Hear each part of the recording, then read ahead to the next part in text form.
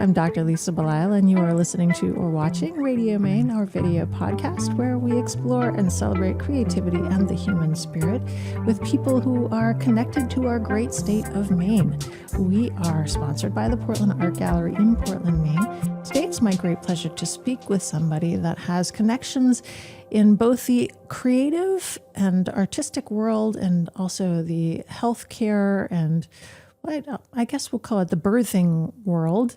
And there's not as many people that I've noticed have that similar mixture of circumstances. So I'm fascinated to speak with Kim Holden. She is the founder of Doula by Design and also founding principal of Shop Architects. So how's that for a combination of things? It's so exciting to have you in here to talk with me today. Thank you for coming. Thank you so much for having me, Lisa. So let's first talk about Doula Architect. That's amazing that you found a joining of two what seemingly very disparate fields.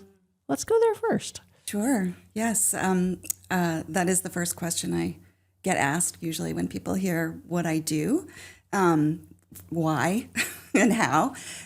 So I was trained as an architect. I am an architect first. And I was one of the founding partners of Shop Architects in New York.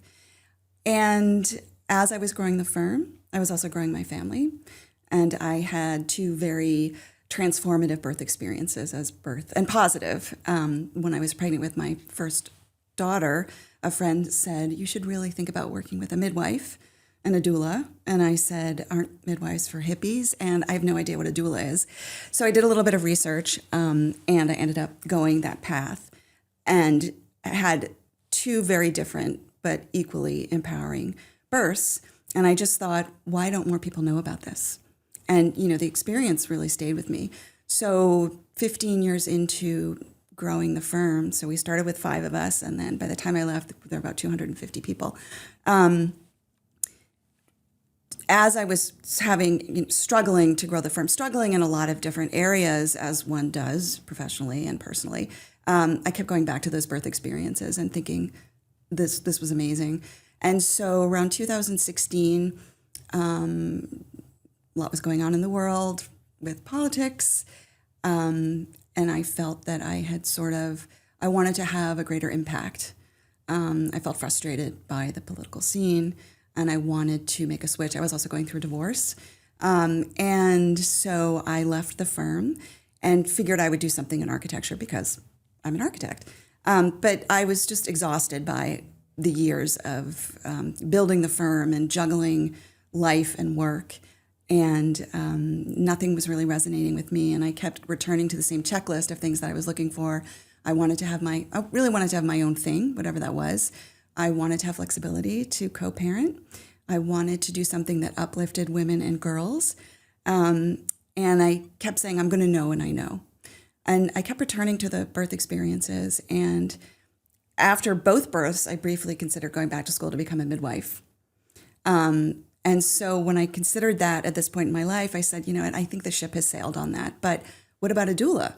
I saw an opportunity there to make a difference and somehow join the two worlds at some point. I had no idea how I was going to do it, but I knew the impact that environment had on my own experiences, and the impact that environment has on any health issue, whether it's a doctor's visit, whether it's surgery, how you feel in the space, how you're treated in that space, how the lighting, the sounds, the smells affect you is profound. And so once that light bulb went off, I just hit the ground running and I did my training. I read as much as I possibly could. And then I parallel tracked that with setting up my business. And I named it Doula by Design because that seemed, to speak to what this was. And so in the first few years, I just was learning how to do this. And, getting my first clients was tricky and also getting the confidence I needed. But once I did that, by the end of the first year, I was turning clients away. Fast forward to COVID and everything shifted to virtual, and that was interesting. So I really beefed up my prenatal services. A lot of what doulas do is prenatal education. And so I was was still working with clients to prepare them for any possible birth scenario and postpartum scenario, but I was also helping them prepare for any possible COVID scenario, because I had clients going to the hospital and the partner wasn't allowed up because they were maybe showing signs of COVID, or everyone was so scared at that time. It just, anything could happen. So there was a lot of preparation, and there was a lot that I could do virtually. And during that time, actually my last in-person birth before COVID was a woman who was Emily, and one of the original shoppers, as we called them. And she reached out to me in 2019 because she was pregnant and was looking for a doula. During our time working together, she and her husband asked me if I'd ever thought about teaching, because, we're learning a lot from you. We think you're a good teacher. Have you ever thought about teaching? I said, yes, I would love to teach, but I don't have the bandwidth. So that started us brainstorming an architecture studio. She was teaching at Yale at the time. And so throughout COVID, and then she got pregnant with her second child, we continued to brainstorm and brainstorm this studio, which we ended up teaching together in fall of 2023. And it was an opportunity for me to really put a lot of the things that I had thinking about, a lot of the contacts that I had wanted to reach out to, but was feeling sort of tentative. And we created this studio where we brought a lot of guest speakers in, whether it was OBGYNs, other birth workers, policymakers, med students, midwifery students, midwives, anyone who could possibly shed light on this topic of the intersection of birth and design, and how environment can make a difference and make an impact. And so once that happened, my name started getting out there as this person who was marrying these two worlds and continuing to try to do that. So that is the very long answer. And so since then, things just sort of, I do all sorts of different things, advocacy, education, and just trying to bring all sorts of disciplines in to help solve the maternal health crisis. And so really now that's my focus, is how can environment help solve the maternal health crisis, whether it's the maternal health deserts, rural. I'm sure you know better than most that hospitals are shutting down, labor and delivery units are shutting down. There's so much trauma in birth. There's so many unnecessary C-sections. And it's really about having more choices. Birth centers are closing. So, I'm trying to do everything I can to bring awareness to the topic and then solve it. Whether that's, helping to lobby for policy change to make the path to midwifery easier, or the path to opening a birth center easier, whether it's getting universities involved. So lots of different things. And I'm just sort of throwing stuff at the wall and seeing what sticks. And what is your connection to Maine? Oh, gosh. My connection to Maine is when I was little, 1973, my parents discovered Winter Harbor, Maine. They previously would rent kind of a housekeeping cabin on Green Lake outside of Ellsworth. And we were there in the summer of 73, and it rained almost the entire time. So with three little kids, I have two younger sisters, they put us in the car and just started driving around and exploring. They came across Winter Harbor. They came across this little cottage that had a for sale by owner sign, and they knocked on the door. It was foggy, and they made an offer on the spot. And the owner of the house said, the house is very modest, but it's got this incredible view. You look across Frenchman Bay to Acadia. And they were like, yeah, whatever, sure. So 2 days later, they came back when it was sunny, and they realized that there's just, this incredible view across to Acadia. And so we started going there in the summer.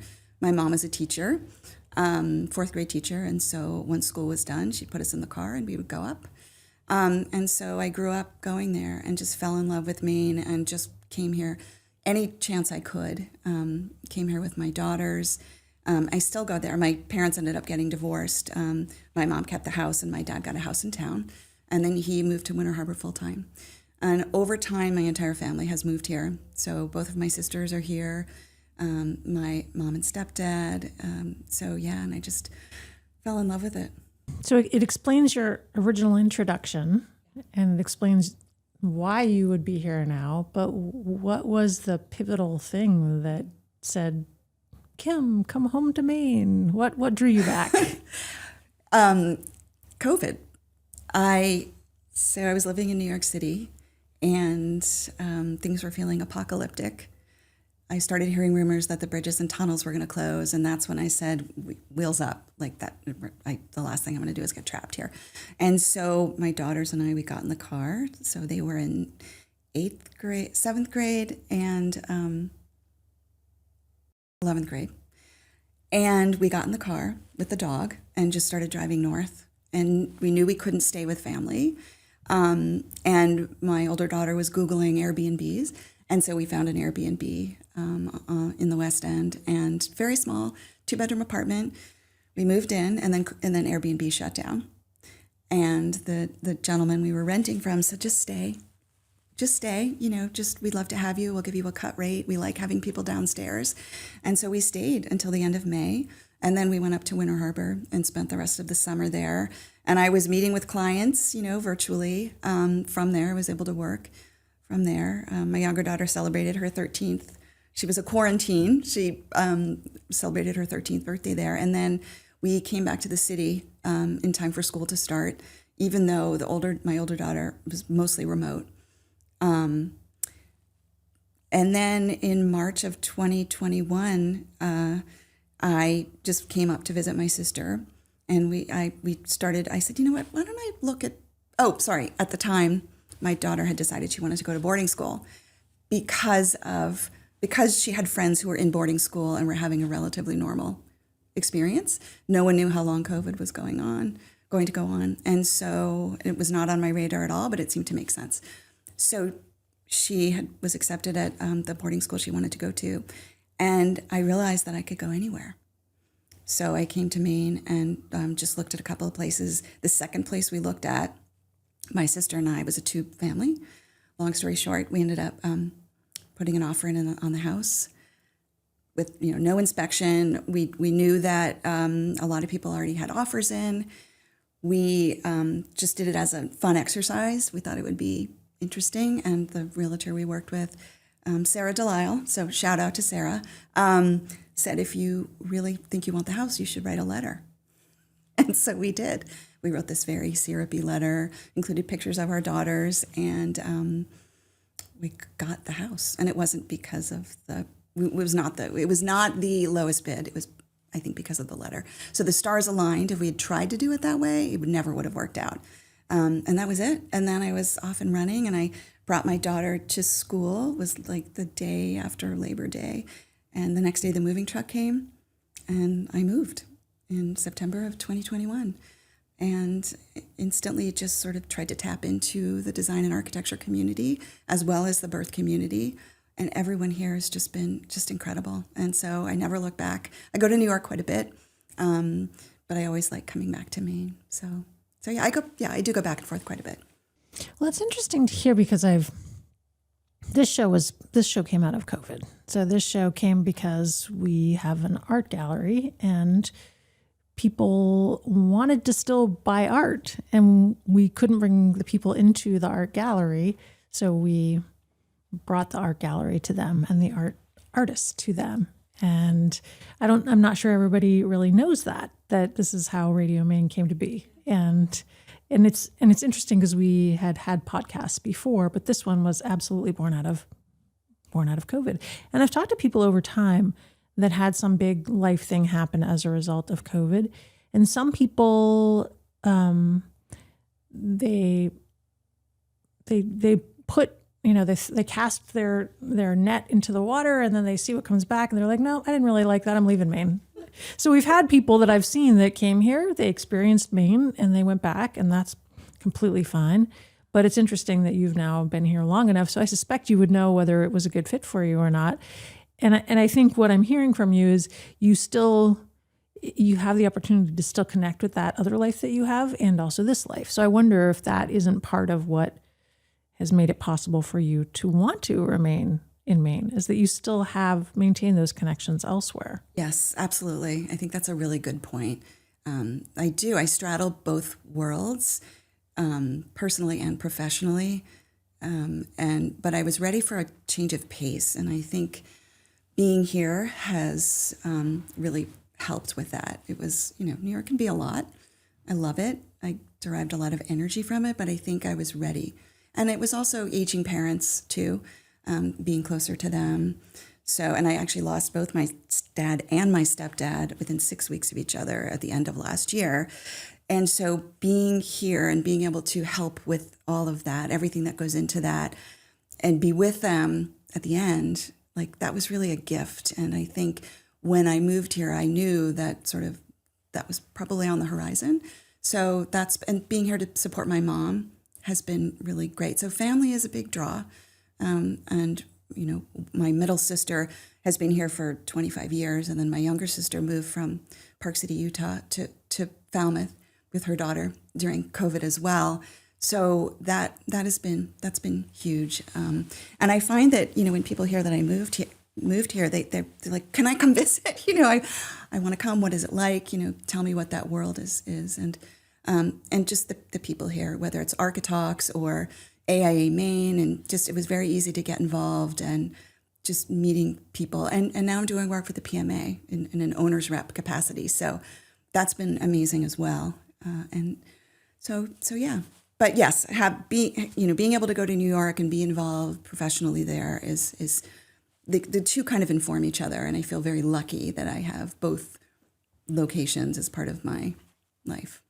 Yeah. Well, as you're talking, you're describing this sort of this approachability and scale to Maine that, having most of my life lived here in Vermont, so, and a little bit outside Boston, but mostly here. Yeah. Like I've only ever had this level of scale and this type of approachability where I know that if I really wanted to, I could probably call up my second grade teacher and say, hey, I have this question from whatever it was that I would like you to help me with. And she'd say, sure. And I've never been to a place where that wasn't possible. So I can see that if you come from a larger, much bigger cityscape, then that would have significant appeal. Yeah. Yeah, I think it's also important to, for people moving here to kind of read the room too. This is not New York. And, coming in and being respectful about the way things are done here, and, listening and understanding first before you jump in. I think that's, if I had to give advice, I think that's, that's a really effective way to come in and be part of something. And that's how I approached it. And yeah, I've really made some great friends here. And also my best friend from high school lives in Yarmouth, actually.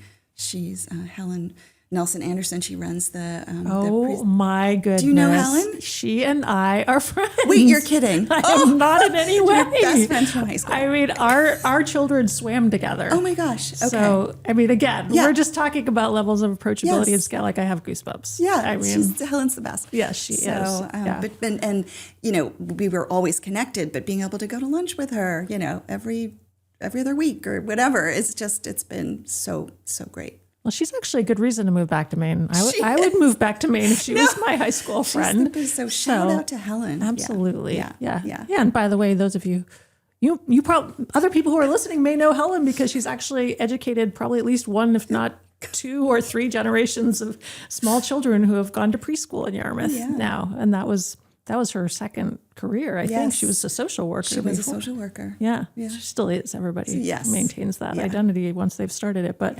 anyway, poor Helen. She's like, why are you guys talking about me here? No, she's the best. I think she'd be okay with it, though. She would. Yeah. So talking about this idea that space impacts healing and health and birth, which is such a significant part of one's journey into the world. And I feel this so deeply when I had my own private practice. I had a place on the river and I would do acupuncture and have conversations with patients, and we would see the eagles that were up above the Royal River and, the seasons, we could feel them coming in and out. And it was such a important aspect of the healing conversation that I would have with them.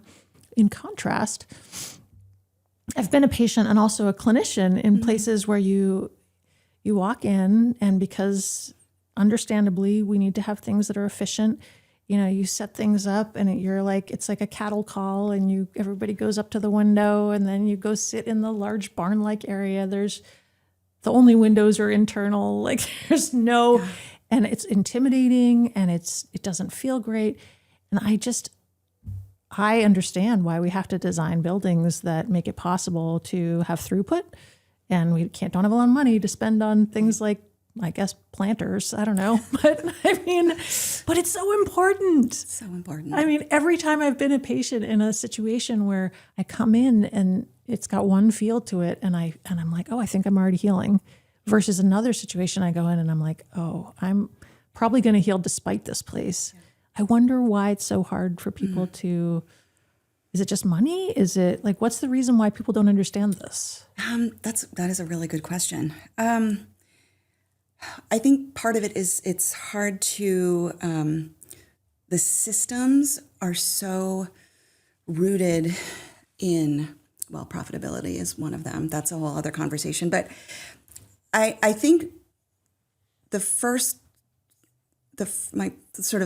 that comes to the top of my head first is creating examples for people where they understand why environment matters. So everyone, when you put on that stupid Johnny, right? And you sit on the table in the crinkly paper and the sound of the instruments, the antiseptic smell. I don't know anybody for whom that makes them feel calm.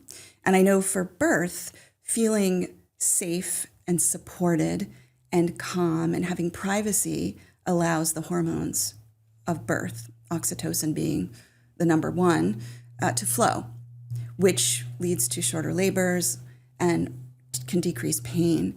So it's about how the environment feels, and it's about how you're treated in the space. So are you having a dignified experience? Did you feel respected?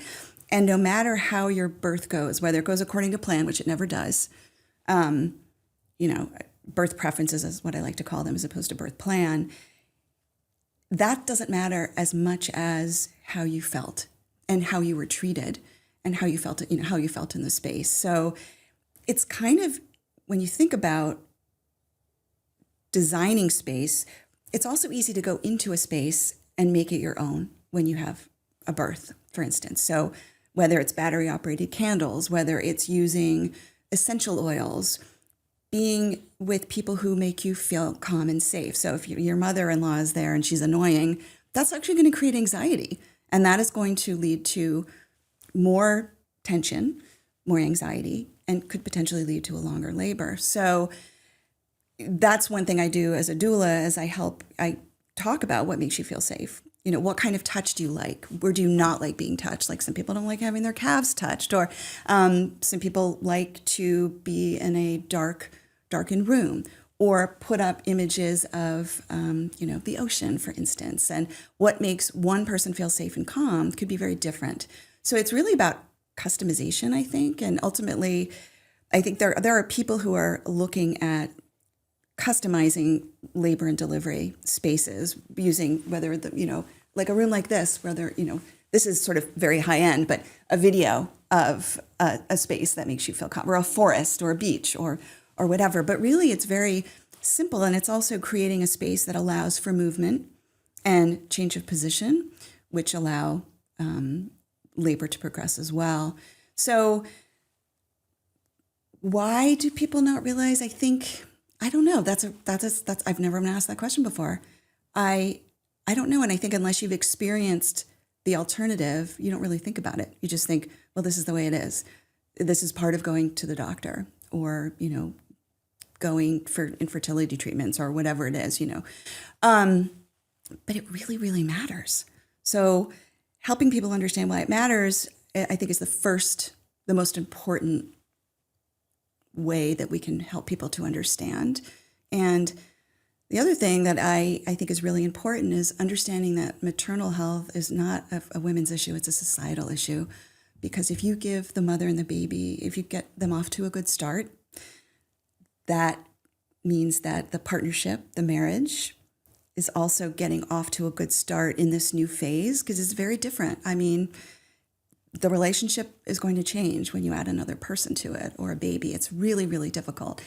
If you sort of create a good postpartum experience where the mother is well taken care of, the family is well taken care of, that is good for everybody, including the neighborhood, the community, and society at large. And if you have a good experience with that, again, it stays with you forever. I mean, I have people who, when they hear that I'm a doula, they want to share their birth experience. There's so much trauma and so much of it is unnecessary, and it never goes away. It stays with you forever, and it can affect so many things later in life. It can affect your relationship with your child. It can affect, so how can we reduce that? And I think a lot of it has to do with environment. And again, environment isn't just the four walls, or in this case, the cylinder. It's important. And, so how do we make more people understand that? And how do we kind of get that word out? So, and meeting systems where they're at too. I mean, yes, it's money, and, it's not realistic to think, oh, we'll just renovate the labor and delivery ward. We can bring in birth balls, we can bring in slings, we can bring in things that can help with labor progression tools, but then also make people understand you can try to make it your own. And I also see when providers come into a room that's been customized a little bit, just, by my client, their shoulders drop. They kind of take a deep breath and think, wow, this is really music is playing. And it really matters for everybody, because providers matter too. Providers need an environment that works for them as well. So it's not just about the client or the patient, but it's also about the provider. So I sort of went on a tangent, but it was somewhat related to what you asked. No, I mean, I think it's all related. And there are some very important things that you've said. And that when I say, why don't people understand this? It's less about, maybe people do understand it, but maybe what they don't understand is, are there ways that we can do things short of tearing down a wall and putting up a new one? Right. Because we all know that architectural infrastructure takes a long time to plan. It's expensive, takes a long time to put into place. By the time you've put into place, and I've worked for multiple health systems and been on leadership teams in health systems. And what happens is, by the time something is built, you've outgrown it. You have more babies being born. You have more knees being replaced. The population around it has evolved. You need a whole new cancer center. So you can't just rely on that. So what I like about what you're saying is, well, start where you are. If you're a patient, bring in an electric candle. Let's just say, and understand that it's not that my birth experience may not have been the same as somebody else's birth experiences. And I want to respect that they can have theirs and I can have mine, and I'm going to do what I can to have mine, and they're going to do what they can to have theirs. Yeah. And I think that I'm glad that you're kind of teasing this out a little bit more, because I don't want it to come across in our conversation like it's more accusational. Like, well, if they were just smarter, they would know this. It's probably not that they're not smart. It's that, like, what is the level of control we actually have at any given time over this? Absolutely. And then acknowledging too that, again, it's about birth choice. It's, birth centers are for low risk clients. I mean, there are plenty of people for whom their experience is that they are high risk. And so their experience is going to look very different. But within that, there are still things that can be done to make the experience feel less scary and more humanizing, right? Whether it's a scheduled C-section or whatever it is. And also getting buy-in really from the medical professionals and the nurses. So you can open a bright, new, shiny labor and delivery that calls itself an in-hospital birth center. But if the staff isn't trained in physiological birth, if the staff doesn't know how to use the peanut ball then it's not, what's the point really? So I think that it's important to acknowledge as well. And by buy-in, you have to include them in those conversations. And I'm sure, Lisa, you know that better than anybody. So again, it's about reading the room and being respectful and education and awareness and so which goes back to medical school as well. I mean, I don't know, I've never been to medical school, but I don't know how much of this topic is covered in terms of environment and making people feel safe in the space. I don't know, and I'd love to hear more from you about that. Well, I want to be upfront. I graduated from medical school so long ago that I wouldn't want to say that my experience is true to the experience of people today. I think that there is a lot more conversation about safe space, safe language, safe touch. Where I went to school at the University of Vermont, they were very aware of it already. So it was a very patient, I think for the time, it was a very patient forward kind of education that I received. But I'm not sure about the design. I am not sure about that fundamental thing that you're describing. And maybe it's because a lot of people, you go to medical school not because you think you're ever going to run a clinic or you think you're going to found your own business and so those of us that have had the broad spectrum, like have needed to educate ourselves on what would I like a healing space to look like? Where would I like to practice myself? But other times you just don't have that much control over where you go. Right. Right. But another thing that I want to double down on from this whole idea of reading the room and being respectful of what people already know, whether it's coming to Maine and not assuming that you know more than the people in Maine, and also not assuming that they don't want to learn from you. I mean, it can go both ways. If you come in and you're like, let's see where this goes. I want to see how this conversation evolves. That's such a different feeling than I'm an architect from New York. Let me tell you what I have to say. So would not fly. Yeah. And so I think it's, and again, also what you said, I mean, it is change leadership really, when you go into a room with people and you're thinking, we could make this better, but let's all talk about this now. Where are we all coming from right now? As opposed to, let me assume I know you, I know what you're doing, and I know that my way is better. Let me understand why you've gotten to where you are. Yeah. But those are skills. It's skills and it's practice and it's listening and it's not something that I'm not sure always does happen in professional education. Yeah. Or maybe it does now. Right. It's a long time. So that's something, I'd like to learn more about. All right. So we've covered the doula by design. We've covered the architecture background. So the maternal advocacy and it's maternal child advocacy, I'm interested in that because it seems like we finally come back to, I used to deliver babies and I loved it. It was one of the best experiences. And when you talk about birth trauma, I'm fortunate I had great birth experiences. They were very different of the three that I had. One of them, Ann Skelton, family practice doctor. She was the head of the department at Maine Med for a while. She delivered my middle child. And I just remember so much of what Ann did was mostly Ann and I and my baby's father, and she brought her knitting in and she allowed things to progress. And I had a normal pregnancy. We went into the birth tub and my daughter, Abby, who became the swimmer, she's like, water, let me go in that direction. And she literally just, woo! And Ann was like, all right, here we go. So that's the opposite of birth trauma. And that for me is like, again, like this is how Abby came into the world. It became her story. Wow. It's the beginning of her life.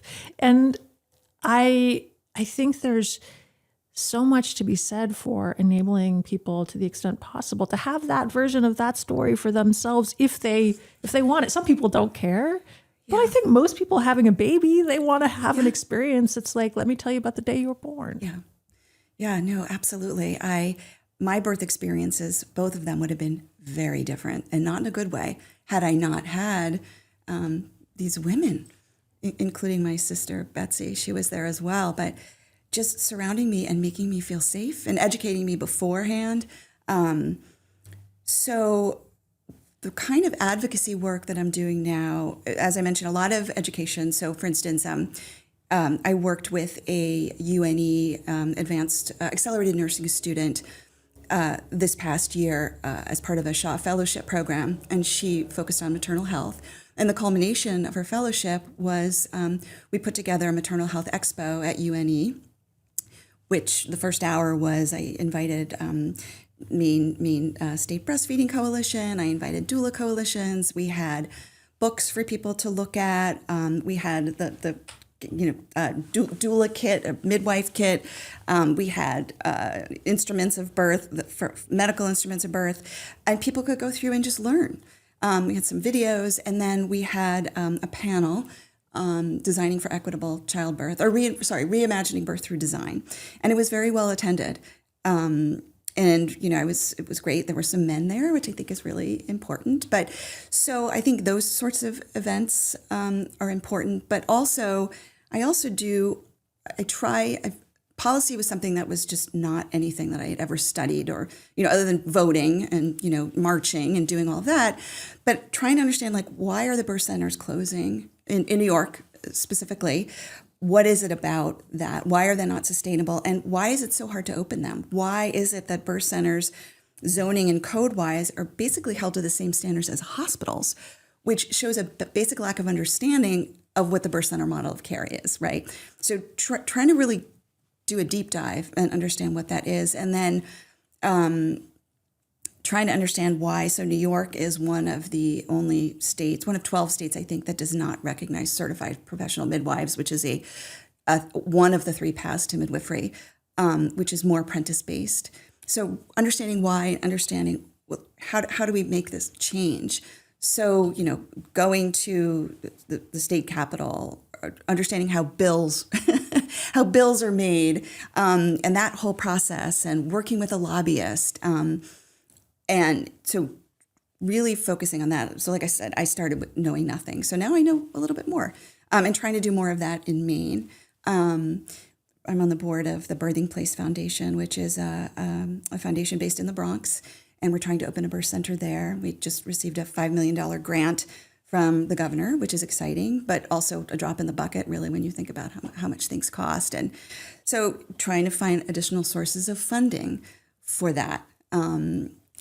So that's also advocacy work. And then just speaking anywhere to anyone who will listen about the topic. And I recently I was on a panel that was part of the Building Expo. So it was a group of a lot of men. And there was a line of them waiting to talk to me afterwards because they said, this was so interesting. I knew none of this. I want to help the women in my life, whether it's my sister, my partner, whatever. What can we do? I'm afraid of saying the wrong thing, or God forbid, I'm afraid of being canceled. So how do we make the topic more accessible to people for whom it's very, very foreign, and they're actually afraid of saying the wrong thing? So that's also advocacy, advocacy work. Doing more teaching, doing architecture studios that are focused on this intersection. Going to conferences, there was a transforming birth space colloquium in Toronto in the fall. And I went and I met others who are doing what I do, who are designers and birth workers. There's a woman who's Swiss, who's a midwife and an architect. So she's sort of doing and learning from each other, and trying to find, what's working in one place and how can we implement that here. So that's also part of advocacy. And talking to my daughter's friends who are interested in this topic and trying to make it less scary. There's so much fear when it comes to birth. And I think that's, whether it's the media, it's always scary. It's unrealistic, the way birth is portrayed for the most part. How do we change that? So those are all things I'm doing. And I'm constantly thinking of different ways to reach a broader audience. I think it's an important thing that you're doing as far as engaging in conversation. Mm-hmm. I mean, there's so many different ways, and engagement is really the thing that I hear, and making it possible for people who, so you're talking about the birth as a topic of fear, and it's very understandable. I mean, again, having delivered babies and having been a leader in charge of service lines that included maternal child health, I mean, it's a very delicate time. You can impact an entire life.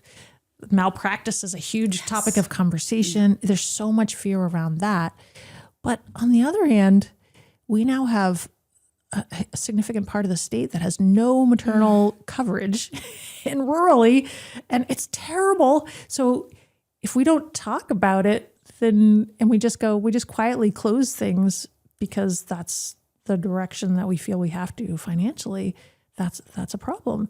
And I think about the show called Midwife, which is honestly one of my favorite shows of all time. And it's written by a former midwife. It's actually based in fact, and it's based in a time where midwives in London would go into the home and do home births, but they also had a birth center that was separate from the hospital. And it truly was family care they were offering. Yeah. Now, is this a possible model for the entire a rustic county that has limited access to birth? Probably not. However, can we think about birth differently? I mean, if we have scary high-risk pregnancies, then yes, by all means, put them in the right place. Right. But can we take normal births that don't need to happen in a level 3 trauma center? Can we put those back in places where it's less scary? And then can we reduce the stigma? I mean, I got to tell you, I've talked to so many people who I really respect as doctors who would say to me, well, I don't really believe in any of that woo-woo stuff.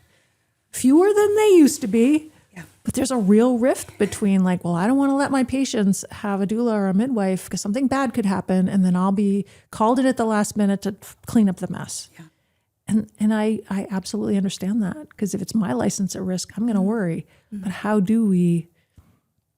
There has to be a safe space that's created not just around the birth, but also around all the people that are touching into that birth before we can come up with larger solutions. Yeah, no, absolutely. I think, Lisa, you hit the nail on the head. How do we come up with creative solutions to this problem? Because it's not realistic to think that we're going to be reopening the labor and delivery or building a new labor and delivery. It's just, it's not. So there are, well, first of all, birth should not be a for-profit industry. That's one issue, but that's a whole other conversation. But there are people who are, there's a woman named Lisa Sakabason who is the head of the Wabanaki.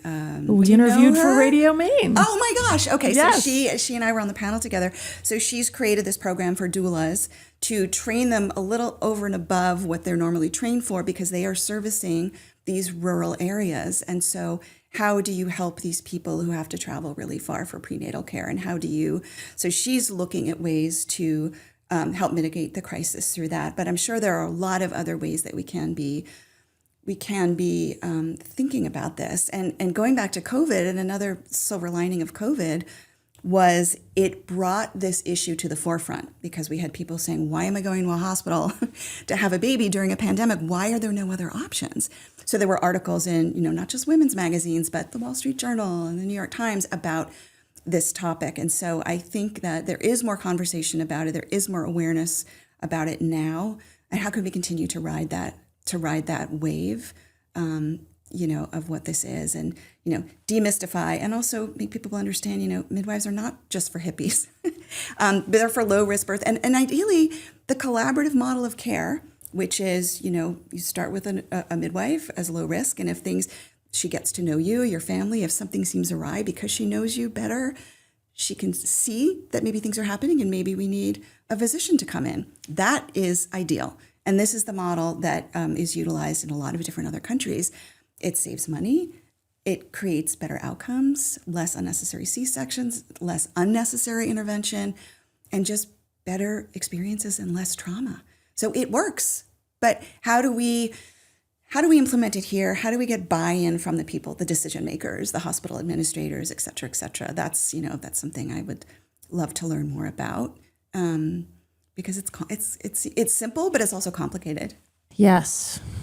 Well, I give you credit. I mean, it is simple and it's complicated. I mean, but I really haven't found any other way over the entire time that I've been in medicine. And it's literally, I graduated 30 years ago in May with my 2.5-year-old and my 6-month-old, Abby, who, again, the Helen connection. Yes. Wow. And I think, you know what? We've actually come pretty far. There are a lot of things we're doing so much better. And we have a long way to go. And I have found no other way than continuing to show up and have conversations, sometimes one by one, sometimes in a panel, sometimes and just trying to figure it out as you go along. And it's a long game. Yeah. So I give you credit. Yeah. Because you're being creative, you're bringing your own gifts and interests to the space. And that's, I think, the best thing I've ever seen anybody do, is come at it from a place of their own passion and their own concern for the well-being of people around them. Thank you. I'm going to get emotional. Thank you. Well, yeah, I'm trying, but just learning. I'm learning so much and continuing to learn and share. And there's so much to learn, but there are creative ways of solving it. And how do we do that? It's a problem-solving exercise, right? Well, I mean, learning mindset is so important to this. Yes. Thank you for when I ask you the question, you're like, well, I'm going to go out and learn stuff. I mean, and I think that that's also key. Because when I talk to people and they're like, well, let me tell you, I have the answers. And I can't tell you how many health system decisions I was involved in where people were like, well, we're going to hire these consultants. And we would spend tens of thousands of dollars on consultants and studies. And I have nothing against consultants. I think if you actually are able to integrate the information, put it to use, great. But that's not usually the way I saw it work out. So show up, ask the questions, try to figure out what's already happening. Yeah. I mean, sometimes you have to move things organically. Yeah. Like birth. Yeah. It's very true. Yeah. It's very true. So how can people, Kim, find out about Doula by Design or the other work that you're doing, the advocacy work that you're doing? Yeah. I do have an Instagram account, it's, Doula X Design, and I do post, not as often as I should, but I do post there upcoming events or things that I've done in the past. I also have a website. I try to be good about keeping it up to date about happenings and things that I've been doing. So I would say those are the two, and then I have a LinkedIn. UNE seems interested in more maternal health issues. So especially the shout out to Lisa Hirschbach, who's the director of the Center for Entrepreneurship and Innovation at UNE. So she's helped, give me a platform. And then also to the Roos Center, Northeastern. So I'm actually meeting this afternoon with our epidemiologist there is focused on maternal health. So bringing these different threads together to try to have an impact, because this can't happen in a vacuum. It has to, So, and if anyone has ideas about how to get the word out there, or if someone thinks of an opportunity, a speaking engagement or a panel or anything, I'm here. I'll talk to anybody. Like I said, I will in any capacity, even when the audience seems like, are they going to be interested? Because chances are they probably will be interested, and they'll be able to relate in some way. But yeah, so that's how to get in touch. And I'm always happy I do a lot of mentoring, whether it's design, architecture students or whomever. I love that. And then they go out and, create interest in the topic. So, like you were saying, Lisa, it's just chipping away at it, talking to as many people who will listen. And then hopefully the ripple effect will have an impact. And then also people will demand different choices and a different way of doing things. So. And you and I think we met each other through LinkedIn. So, that's one of the many ways that you are connecting with people in the world. Yeah, so, absolutely. And I hope we can convince you to come to one of our first Thursday Portland Art Gallery gatherings, because I can't guarantee you that there's going to be people there that would be in your sphere, but we have a wide range of people who show up. Yeah. They're all very creative. So talk about creative solutioning. I would love that. And plus they love art. So they would love to be able to say, oh, yes, baby's being born. Here's some art. I would love that. Well, I majored in art history and studio art at UVM. And so, being involved in the Portland Museum of Art project is like bringing me back to those roots and remembering what I loved so much about it. So absolutely. Okay. Very good. I love that. Well, we'll see you at the gallery. Yes, an upcoming first Thursday. Yeah, I Very love that. good. Yeah. It has been my pleasure to talk with Kim Holden, the founder of Doula by Design and founding principal of Shop Architects, who is doing a lot of work in the maternal child health space here in Maine.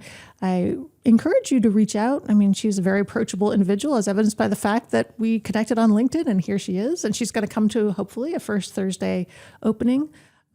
It's been really a pleasure to have her today here on Radio Maine, where we celebrate creativity and the human spirit with people who are connected to our great state of Maine. If you have ideas actually for future guests, then please go to radiomaine.com. If you want to learn more about our artists, then go to our Portland Art Gallery website, come to First Thursday. Also go to our Substack, Off the Wall Art Magazine. There's lots of different ways to connect. We'll meet you wherever you are. It's been great to connect with you today, Kim, and we'll see you again hopefully soon. Absolutely. Thank you so much. I really appreciate it. Thanks, Lisa.